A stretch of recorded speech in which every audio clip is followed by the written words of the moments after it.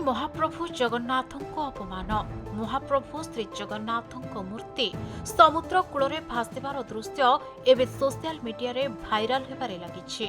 एही दृश्य कोटि कोटि जगन्नाथ प्रेमी भावावेग को आघात पहुंचाइछि।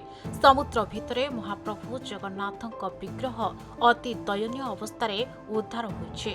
ए भिडियो देखिबा अति कष्टदायक।